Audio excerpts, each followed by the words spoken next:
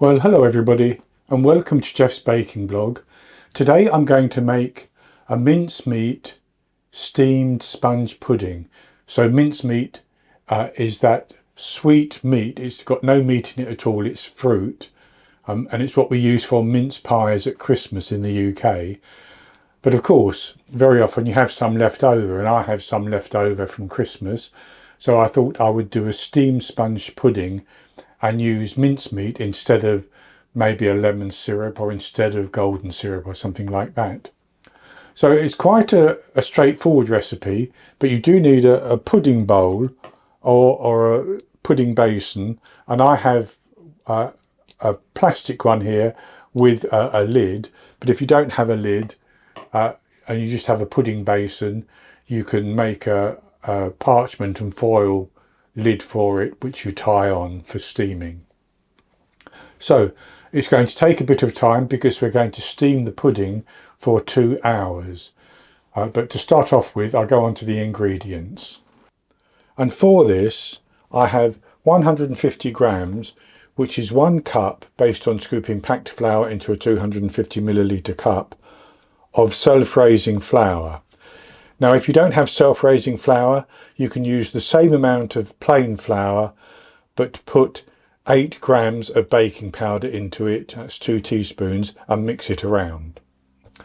I have 150 grams, 3/4 of a cup of caster sugar, 150 grams, 10 tablespoons plus 2 teaspoons of softened unsalted butter, 2 medium eggs, the zest of 1 lemon, and 10 millilitres, 2 teaspoons of lemon juice, 1.5 grams, 1/4 teaspoon of salt, and 160 grams, 8 tablespoons of mincemeat. You can use less if you want to. I also have just a little drop of milk, which I will use to loosen the batter if I need to. So that's all the ingredients, and we just need to mix those together. And I'm going to mix things together with my hand mixer, but I'll start off by putting my sugar into a larger bowl, and I'll add my lemon zest in, because I like to rub the zest into the sugar. Now, you could use orange zest if you wanted to, and a little bit of orange juice. This is just to give a little bit of extra flavour to the steamed sponge. And rubbing the lemon zest in helps to release the oils. So with that done, I'm going to add my butter into that, and then I'm going to cream those together.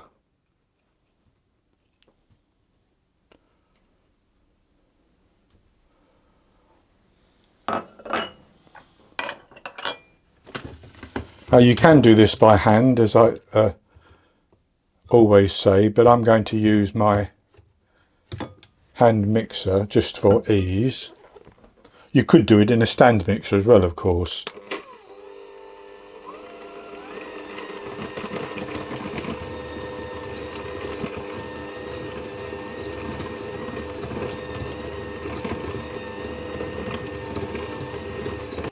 And with the butter and sugar cream together, I'm going to add my eggs in, and I'm going to add them in one at a time and mix that to get that combined.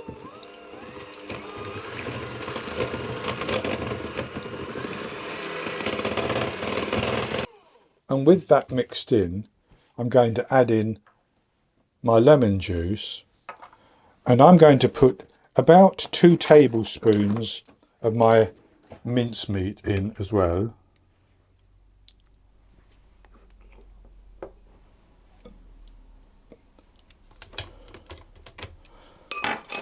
And give that a mix around. And then I'll just sprinkle over my little bit of salt, and I'll add in my flour. And I'll mix that on a low speed because I don't want to overwork the flour, and I can finish it off with my spatula.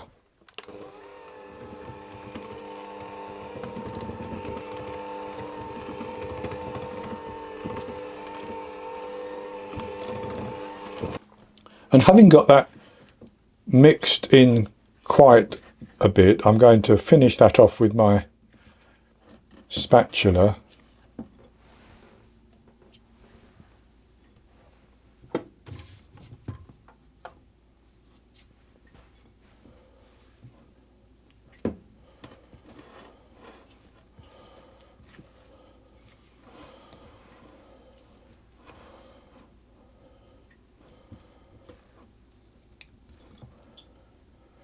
That's quite nicely mixed, but as you can see it's quite firm. So what I'm going to do is I'm going to add in about a tablespoon of milk and stir that through. I want to make the consistency just so that it slowly drops off the spatula when I pick some up.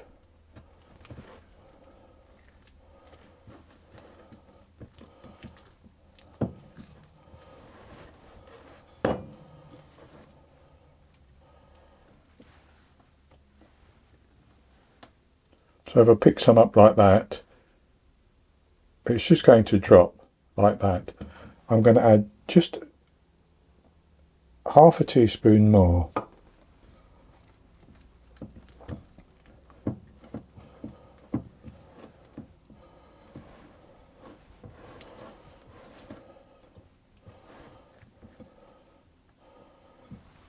So that's the mixture mixed, and I'm going to put that into my pudding bowl or pudding basin. Now I have buttered the side of my basin, and I've also put a little piece of parchment paper in the bottom. I don't think it's necessary, but I've done that just in case anything sticks.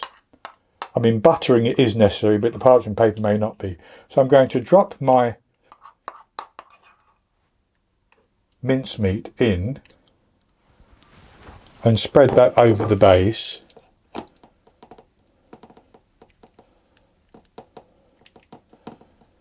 Just like that. And this is, I should say, a 900 milliliter pudding basin. You could use a slightly larger one, that would be fine. And with that in and fairly level, I'm going to put my batter onto the top.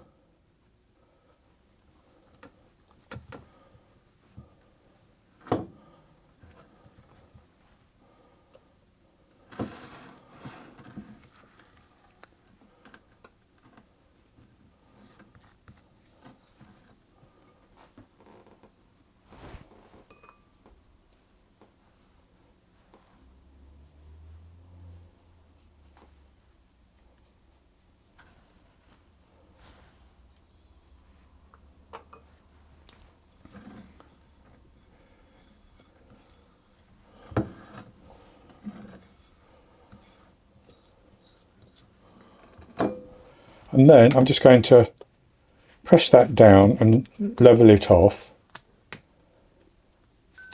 It will actually level off as it heats up.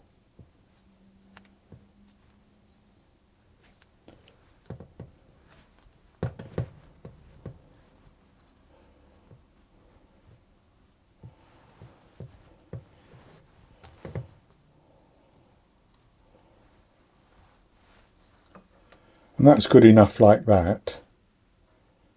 So then I'm going to cover that with the lid of my pudding basin, which I've also buttered, like that. Now, if you don't have a pudding basin with a lid, you can take some parchment paper, and I just have a little piece here to show you. You take a bigger piece than this, but if you fold the parchment paper to make a pleat like that and place that on top of the pudding basin, and do the same then with some aluminium foil, then you wrap it around and tie it with some string. That will create a seal. The reason for the pleat is to allow for expansion as the pudding rises. So you can do that, and then having done that, what we need to do is to steam that for 2 hours. So I have here my steamer, and I have in that some water which is almost boiling. Now, you could put an upturned saucer in the bottom there, and you could lay the pudding on the saucer so that the water comes halfway up, and you could cover it and steam it like that. But I'm going to steam it in my steamer basket by putting it on there.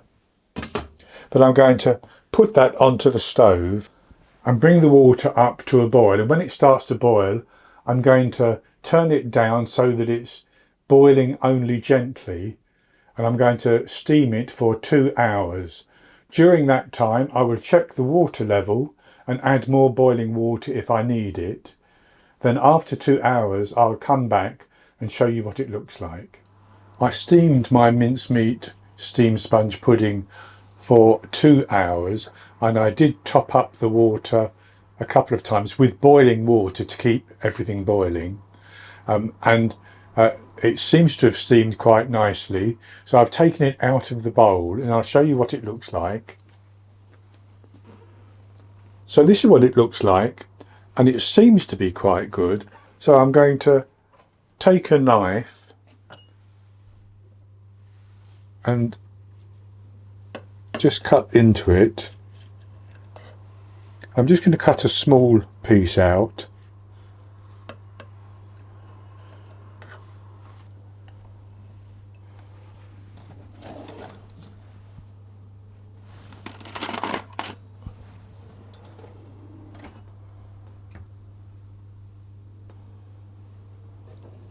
And I'll just lay that on the side there. So I've just cut that piece out to show you, and it looks quite nicely steamed, and I'm going to have a taste of it.